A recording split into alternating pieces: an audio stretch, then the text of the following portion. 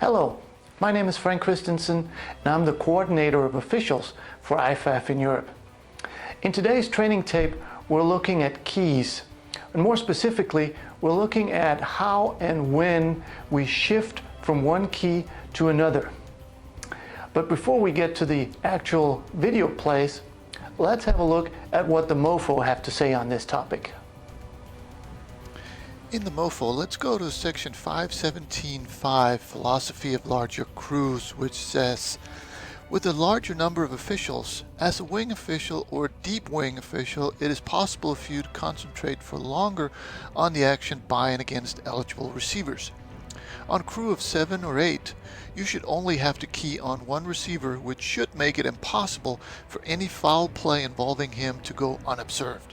Similarly, as the play develops, you will have smaller zones to deal with and should therefore be able to provide better coverage. And for a more comprehensive run-through of all the zones and the keys and all that stuff, I encourage you to go through section 16 in the MOFO, which has all of that good stuff. But for now, that was the book. Now let's have a look to see how all of this translates on the field. In this first example, we're looking at the back judge key. So we're looking at this wing back right here. This is the back judge's initial key.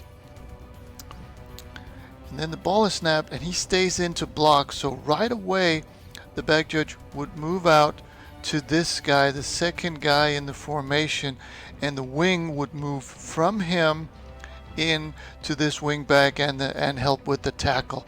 So the back judge has now moved from the wing back to the slot back, and then here the formations, they cross. So right away at this point, the back judge would move to the outside guy who's coming into the middle, and the deep wing would move from this guy to the other receiver who is now on the outside. So really for the back judge, it would be 2 times moving his focus from the wing back to the slot back to the outside receiver, and then once the ball is in the air, move to the intended receiver. We're looking at the field judge key, so the receiver at the bottom of the screen. And right there, when he turns around like that, it turns into a screenplay, which means the wing will take over A19, and the deep wing will take over the running back coming out, so that the deep wing will focus on this block and anything that could happen for them. So again, moving from your original key to the running back coming out. So here we have a trip situation, and initially we'll have the back judge on the inside guy, the wing on the middle guy, and then as normal, the deep wing on the outside guy. And then what happens is they run their route, and right away we notice that this guy goes deep in the middle, so the back judge will take over this guy, and this guy coming into the flat will be the responsibility of the wing. And then as soon as the ball is in the air, we should have everybody focusing in on A80.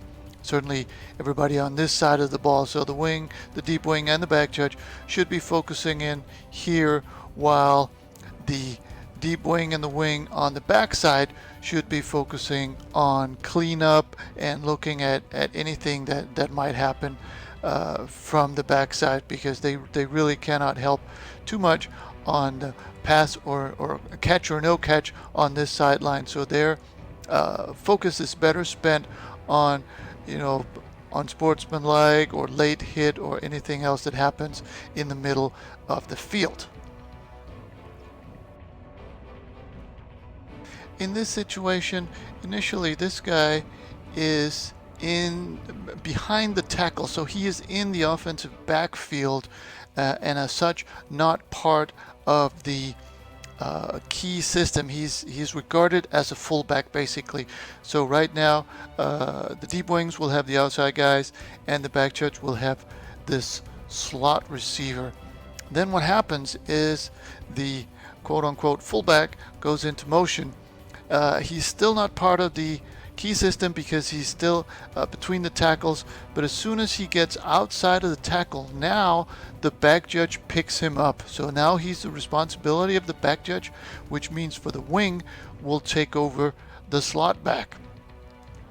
And then the ball is snapped, and right away this turns into a screen pass type movement. So the wing will take over this guy and rule on catch or no catch on the screen pass, and the back judge will go back out to the slot back, his original guy, so that we have the wing looking at this. Is this forward or backward pass? Is it caught or not? The back judge will have these guys, and the deep wing will have up here, and that is how we get the best coverage.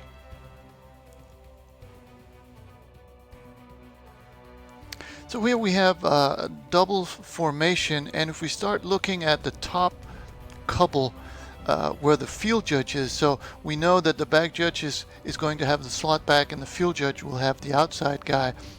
And as soon as they cross like this, the field judge and back judge will shift keys so that the back judge will take the guy running the post and the field judge will take the guy running the outside route. Now, if we look at the bottom of the screen, we've got the linesman and the center judge.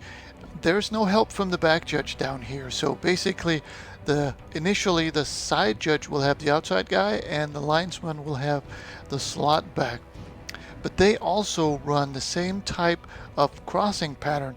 And since the linesman is staying on the line of scrimmage, it becomes very difficult for him to cover any of these receivers going deep.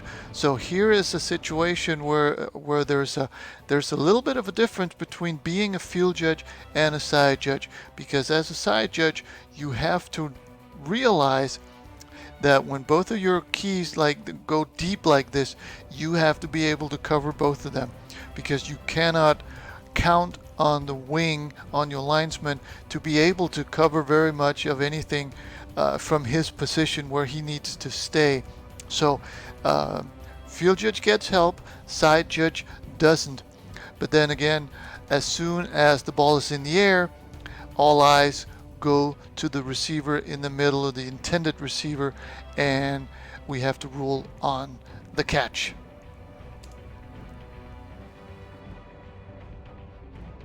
In this last video, we're looking at the side judge key, which is this guy right down here.